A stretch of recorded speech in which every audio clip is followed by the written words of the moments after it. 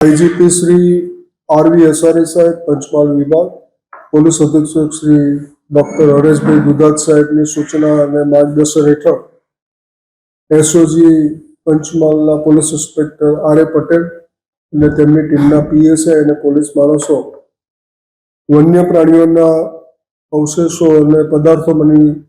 શોધમાં રહેવાને કાયદેસર કાર્યવાહી કરવાની સૂચના આધારે પીએસઆઈ બીકે ગોહિલના હોય આજરોજ ગોધરા બામરોલી ચોકડી નજીક એક એક્ટિવા ચાલક પાસે આ પ્રકારનો પદાર્થ લઈને જતો હોવાની હકીકત આધારે તે એક્ટિવા રોકી અને એની ડિક્કી ખોલાવી અને તપાસ કરતા એની અંદરથી વેળ માછલી ઉલટી, જેને એમ્બરગ્રીસ કહેવામાં આવે છે, જે કુલ્લે 768 ગ્રામની, જેની અંદાજિત કિંમત ₹76,80,000 થાય છે, તે મળી આવતા તાત્કાલિક સ્થળ ઉપર એફએસએલની ટીમ અને ફોરેસ્ટની ટીમના અધિકારીઓને બોલાવીને તપાસ કરતા તે એમ્બરગ્રીસ હોવાનું જણાય,